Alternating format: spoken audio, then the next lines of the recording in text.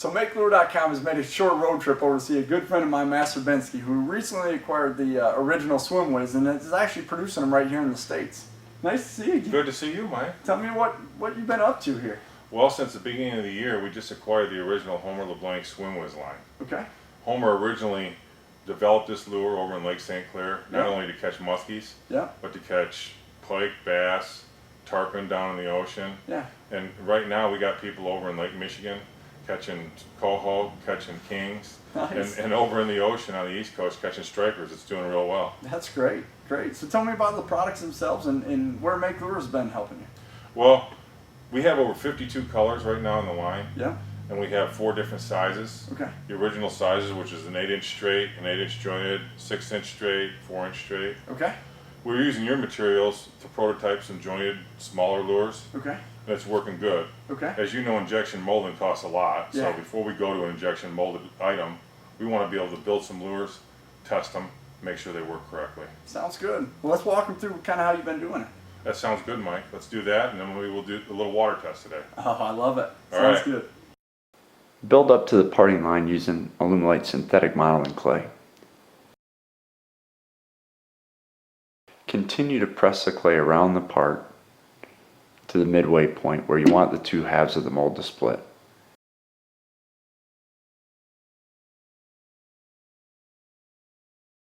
Smooth the clay out. Trim the clay down to where you need the mold box. The lead edge where the clay hits the part is critical, as this will determine how clean the parting line will be. Spend time smoothing it out and then trim the clay around where your mold box will be. Now construct a mold box. Here we're using Alumilite's corrugated plastic strips. Glue and seal the mold box down to prevent the silicone from leaking out. Here we're using the back end of an X-Acto knife to press locators into the clay. This will help align the two halves of the silicone rubber mold. Here we're using Alumilite's High Strength 2 silicone mold making rubber to mix and pour the first half of the silicone rubber mold. Allow the silicone to cure overnight. Once the silicone is cured, flip the mold over, remove the mold base, and begin to remove the clay, but do not remove the fishing lure from the silicone mold that you just poured. Continue to clean the clay off of the mold and off of the original until it is perfectly clean.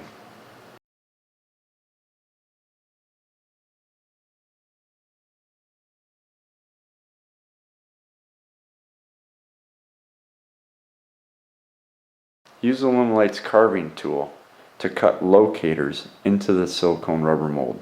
This will help the two parts align.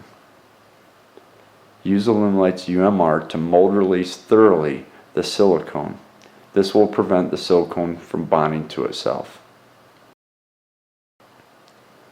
Mix and pour the second part of your silicone rubber mold.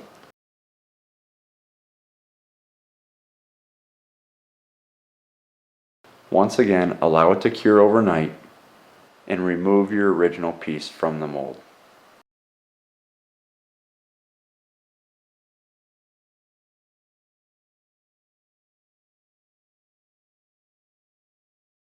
Now you have an exact mold of your originals. Determine where your pore holes and vent holes will be in the silicone.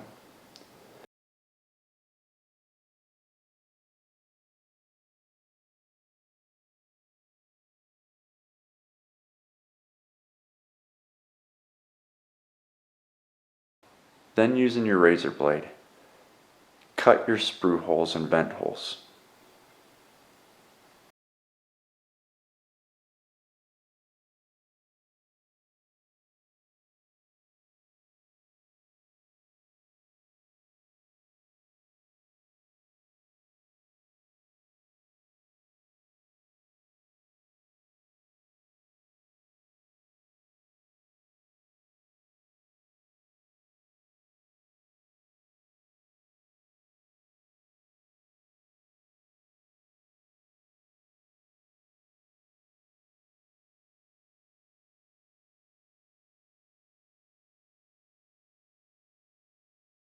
With good locators, electrical tape will be more than enough to hold the molds together.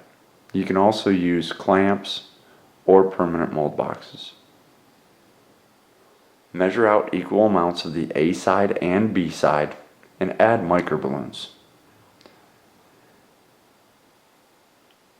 Mix the microballoons individually before pouring both parts together into a third cup. Mix thoroughly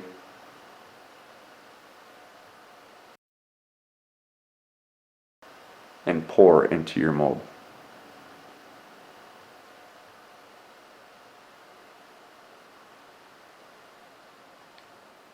Once you've filled the molds completely, gently squeeze from the bottom to burp and assist any air bubbles in reaching the vents and the pour hole.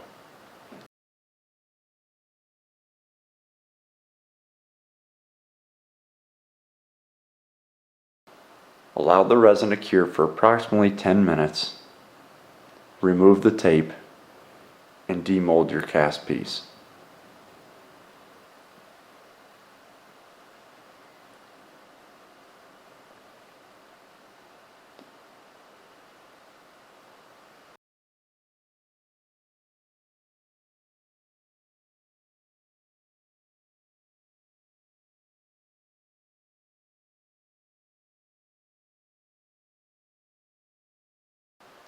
While the material is still curing and fresh out of the mold, it trims very easily. Remove the flash and use a razor blade or sharp knife to clean the flash. To make a jointed bait, determine the different areas in which you want to splice the piece and then cut using a bandsaw.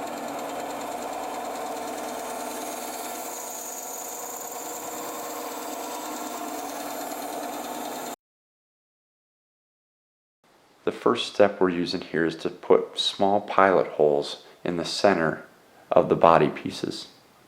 Then coming back with adhesive and larger eyelets to make the jointed lures.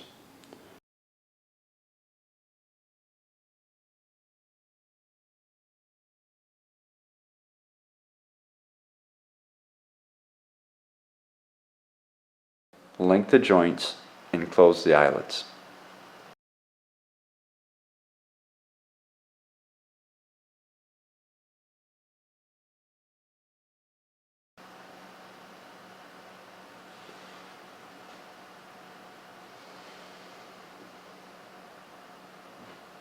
We now have our constructed prototypes.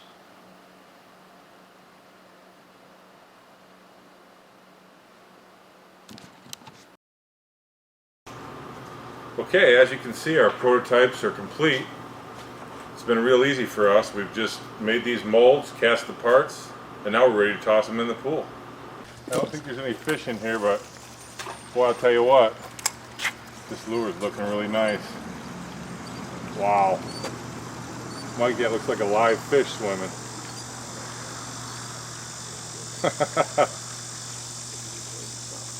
Boy, is this a way, this is the way to prototype.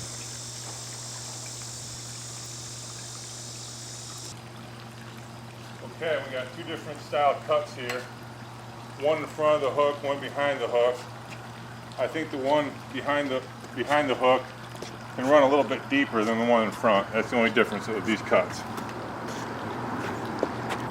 So we've pool tested these lures. Now we're out on the lake. We painted some up in some pretty bright pike colors. We're gonna see what we can do today.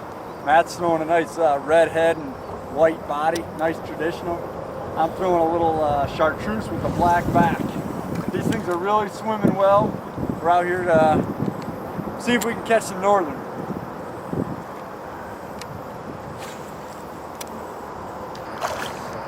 Not exactly what we're looking for, but man, I guess northern and musky aren't the only thing that like your Swim Whizz. Swim Whizz works, all species. All species, you got that right. Good job, Mike. That's a nice little largemouth. Yeah.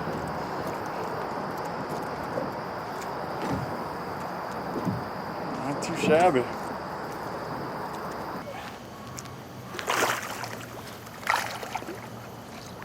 Here we go, Matt. Let's get him real quick.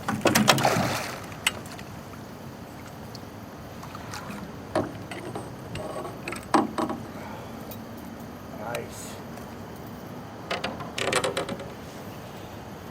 Pliers real quick. This guy hooked. The old double jointed Swim Whizz. Doing it. There's one hook. There it is. Nice little northern double jointed Swim Whizz. Prototyped. I think these are going to be good.